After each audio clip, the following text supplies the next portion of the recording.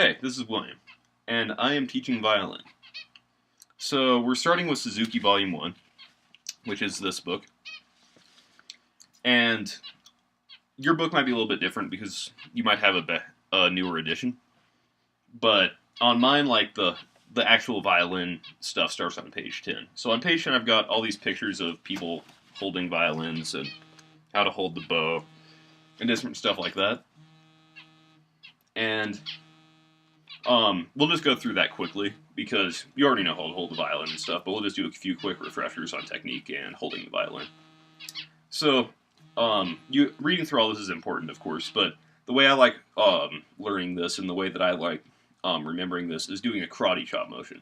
So if you do the karate chop motion, you've got this kind of hand position, and you can put it, and if you put that karate chop hand right under the violin, that's exactly how your neck should be resting between your thumb and forefinger. And then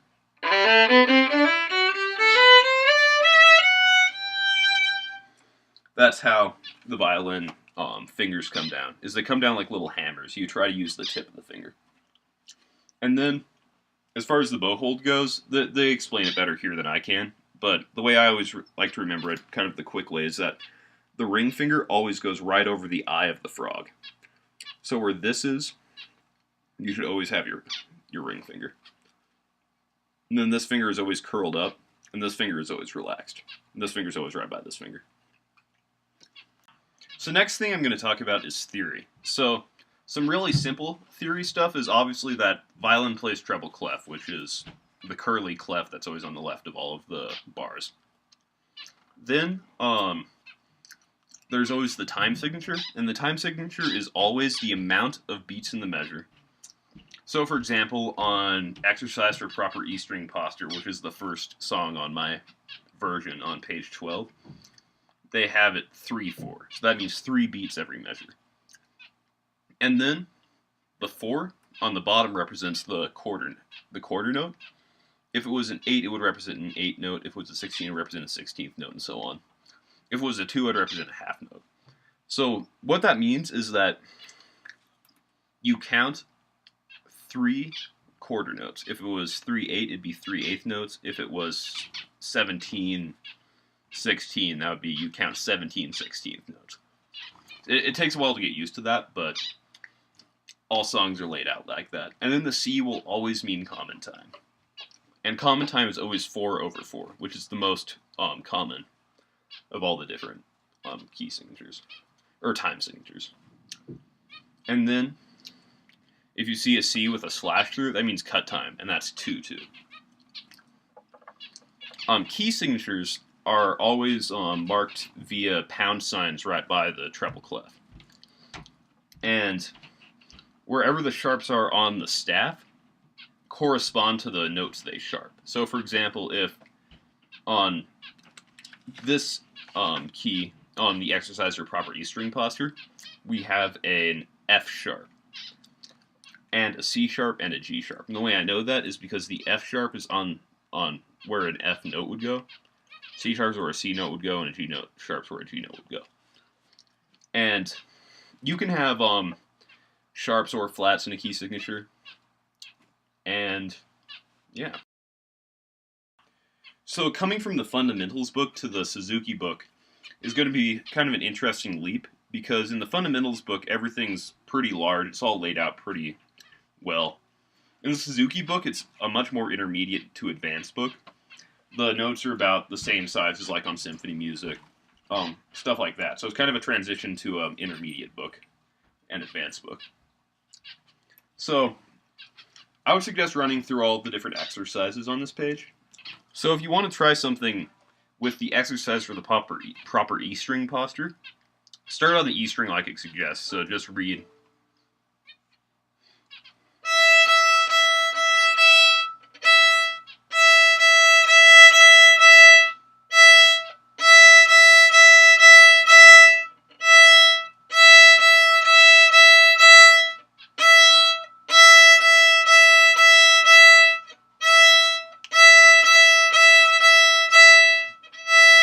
And so on.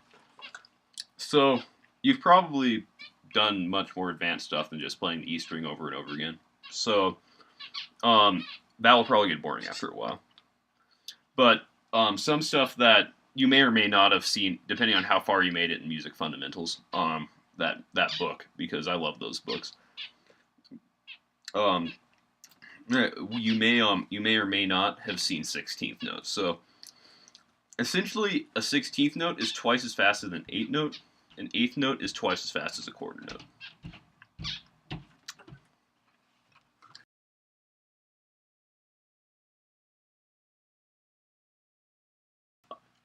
The ones that are most important are going to be the exercise for changing strings, which sounds like this.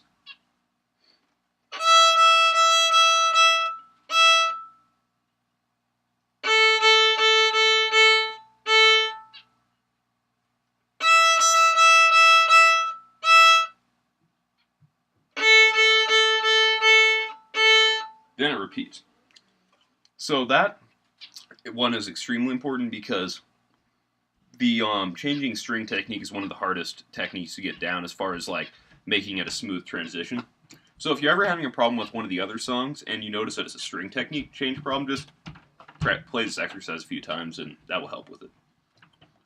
And then the next one that's important is very similar. It's called Exercises for Quick Placement of Fingers. And that one sounds like this.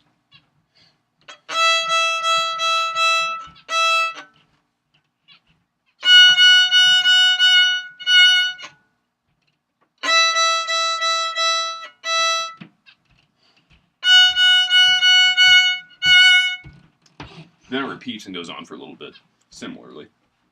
So the both of these are in the key of A major. So A major is 3 sharps. We've got F sharp, C sharp, and G sharp. And that means that we're going to be raising our second finger on the E string, the A string, and the D string. And the G string, too, actually. So the very first song in here is Twinkle, Twinkle, Little Star. You'll flip to it and you realize that it looks absolutely nothing like Twinkle, Twinkle, Little Star. It has a lot of 16th notes and 8th notes, and there are a lot of different variations. So the idea here is that we're taking Twinkle, Twinkle, Little Star and playing it in various different ways. And all those different ways are going to be like different ways of doing bowing techniques and different ways of playing the song. So it's not just, really boring Twinkle, Twinkle, Little Star stuff. Variation A will sound like this.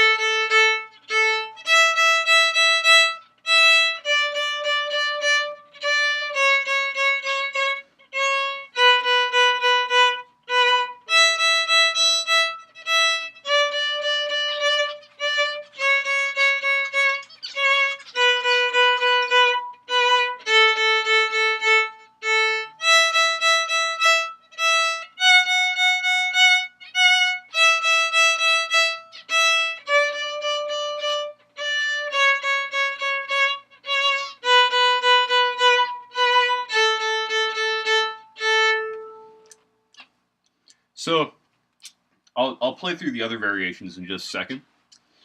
Things to look out for in this particular variation. Switching from string to string is going to be one of the challenges here, because it takes a while to get used to string crossing. We're going to have a Skype lesson soon, if you guys have Skype, so that way I'll be able to tell if that's too much of a problem or not. And then also placing down fingers as well will be an interesting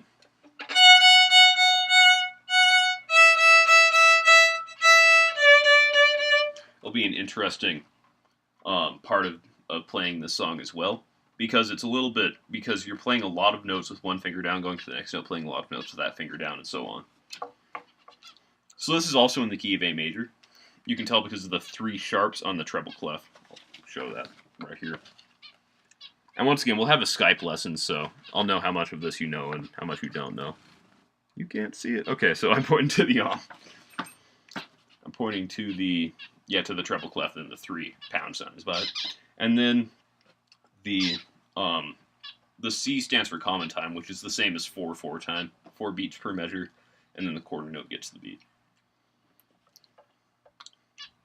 So I'm going to move on to variation B, and then I'm going to play through variation C and variation D. And you should practice all of these because all of these will be really good ways to get used to the Suzuki method in general, and also practice a lot of the basic techniques, of changing where the bow is, changing where what fingers are down, so on. And also, the key of A major is not a music fundamentals key, or at least not that I remember. So this will be a good way to practice that as well. So here's variation B.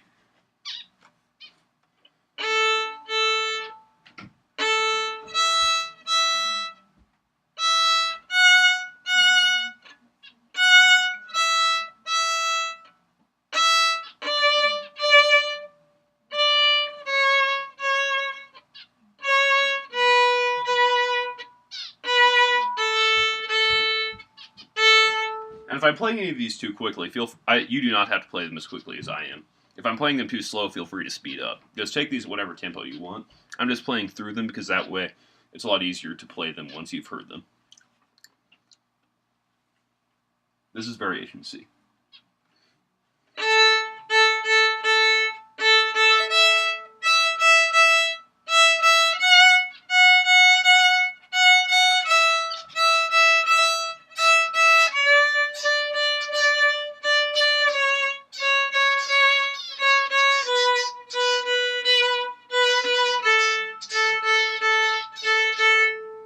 And then here's variation D.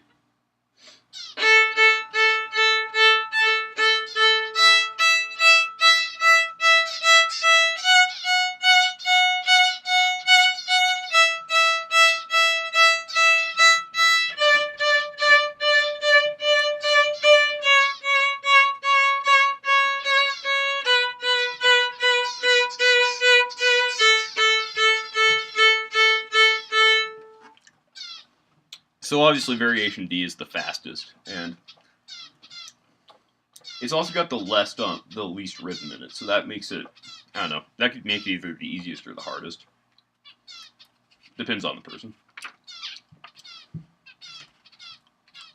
If you want to, you can also play through the theme. It's just your traditional Twinkle, Twinkle, Little Star.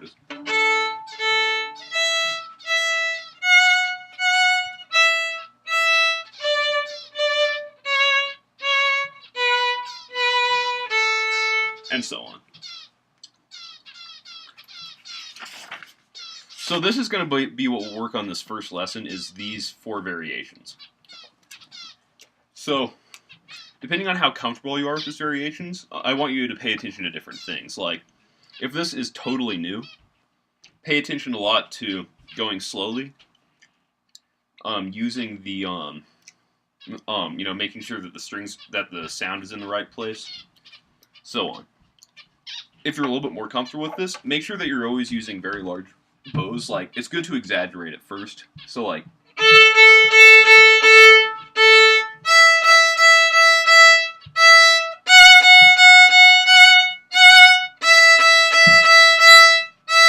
instead of,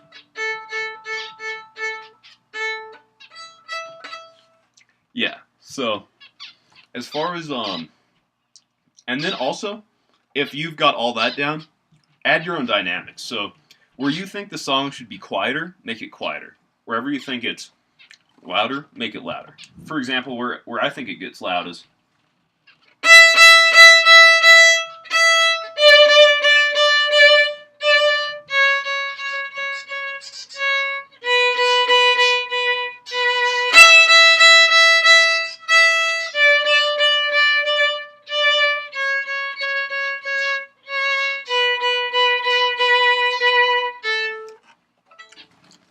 yeah. Position of the bow is extremely important. If it's too close to the bridge, the sound will sound a lot more scratchy. If it's too close to the fingerboard, it will be too wispy. So it's got to be right in between. I'm a little bit closer to the camera now. I'm going to demonstrate about where the bow is supposed to be when you play.